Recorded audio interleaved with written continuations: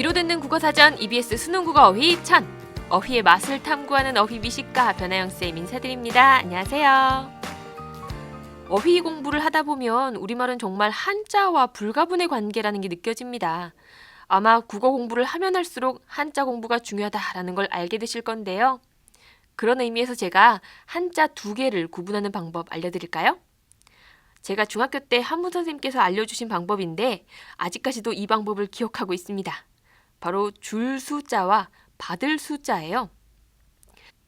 거의 비슷하게 생겼는데 줄 수자 앞에는 제방변이 있고 받을 수자 앞에는 제방변이 없거든요. 그 선생님은 이렇게 가르쳐 주셨어요.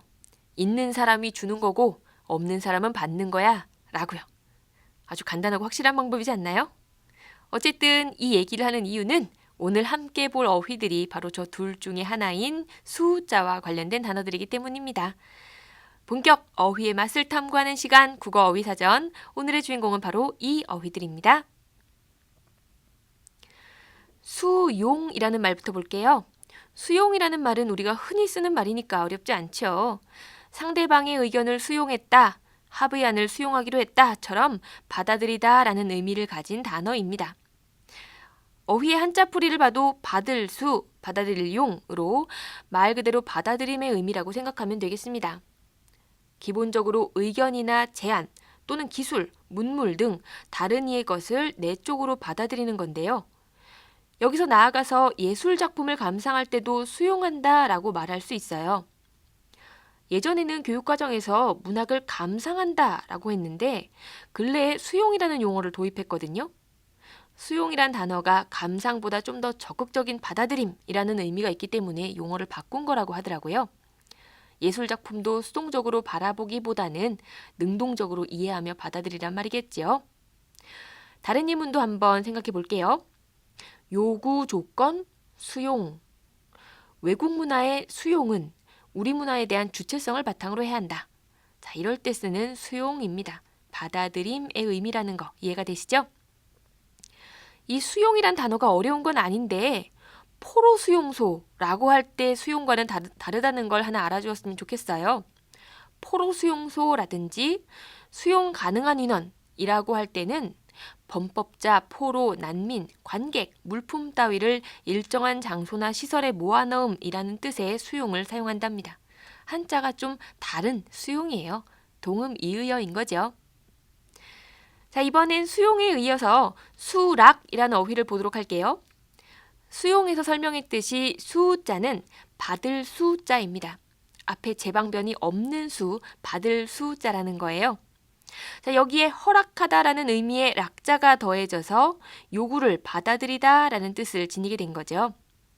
허락은 요청을 들어준다라는 느낌인데 반해서 수락이라고 하면 요구를 받아들인다라는 점에서 수락이 허락에 비해 좀 더 상대방과의 힘이나 지위가 대등한 관계라는 느낌이 들죠. 즉 허락은 누군가의 요청에 대해서 내가 허락해 주마 하는 약간 위에 있는 느낌이라면 수락은 상대방의 요구를 좀 더 대등한 관계에서 받아들인다라는 느낌이라는 거예요. 허락과 수락의 차이도 간단하게 생각을 해봤습니다. 자, 이번엔 수락의 예문을 한번 보도록 할게요. 이런 식으로 쓸 수 있는 말이에요. 후보 지명 수락 연설. 빠른 시일 안에 수락 여부를 결정해 주십시오. 이해가 되시나요? 상대방의 요구를 받아들이다 라는 의미의 수락이었습니다. 이번엔 수취라는 단어를 볼게요. 오늘 하는 단어 중에 가장 낯선 단어일 수도 있겠다 생각이 드는데요. 예전에 수취인 불명이란 영화가 있었는데 저는 그때 수취란 단어를 제대로 기억하게 된 것 같아요. 수취라는 것은 한자 뜻 그대로 받아서 가진다란 뜻이에요. 받을 수자에 가질 취자. 무언가를 받아서 취하게 되는 것, 그게 바로 수취인 거죠. 예문을 한번 볼게요. 수취인 불명. 영화 제목이기도 하지만 실제로 쓰기도 하는 말입니다. 수취인 불명이라고 하면 받는 사람이 불분명하다라는 의미를 가리켜요. 또는 우편으로 정성스레 속달을 띄워도 수취 거절이란 부전이 붙어서 돌아오곤 하는 그곳이었다. 자, 이건 김유정 작가의 생애 반려라는 글의 일부인데요. 자, 수취 거절. 자, 누군가가 받아서 갖는 것을 거절했다라는 뜻이라는 걸 알 수 있겠죠. 요즘은 편지보다는 택배를 받는 경우가 많아요. 택배 기사님이 배달을 해주시면 우리가 그것을 수취하는 거죠. 여기서 잠깐 질문. 수취인 대신 쓰는 말로 비슷한 게 있는데 그거 뭘까요? 택배가 힌트가 될 텐데. 그래요, 맞습니다. 수취인 대신에 쓸 수 있는 말이 수령인이라는 말이 있죠. 수령인, 택배 수령 들어보셨죠? 수령 역시 돈이나 물품을 받음이라는 의미를 가지고 있어요. 인터넷으로 물건 주문하면 이런 문구 있잖아요. 반품 및 교환은 물품 수령 후 3일 안에 가능합니다. 이런 거. 어쨌든 수취는 수령과 비슷한 말이라는 것. 하나 덧붙이자면 사전에서는 수취나 수령 모두 그냥 받음으로 순화해서 사용하는 걸 권장하고 있다는 것 같이 알아둡시다. 우리말 사랑.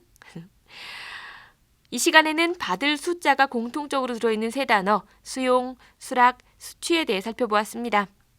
타인이나 다른 집단의 것을 받아들인다는 의미로는 수용, 타인의 요구를 허락해서 받아들인다는 것은 수락, 그리고 물품 따위를 받아서 갖는 것은 수취라고 한다는 것 기억할 수 있겠죠? 끝으로 오늘 배운 어휘 실전 문제를 확인하면서 이 시간 마무리해 보겠습니다. 자, 문장 나갑니다. 들어보세요. 선진적인 농업기술의 이것으로 수확량이 배로 늘었다. 자, 농업기술의 이것, 수용, 수락, 수취. 어떤 게 좋을까요? 자, 이런 식으로 타인의 기술, 타인의 문물 등을 내 것으로 받아들이는 건 그렇죠. 수용이라고 합니다. 선진적인 농업기술의 수용으로 수확량이 배로 늘었다. 두 번째 문장도 갈게요. 물건 대금을 이것하고 영수증을 써주었다. 수용, 수락, 수취 어떤 게 어울릴까요? 물건 대금을 받아서 가지고 나서 영수증을 써주는 거겠죠. 그러니까 물건 대금을 수취하고 영수증을 써주었다가 적절하겠습니다.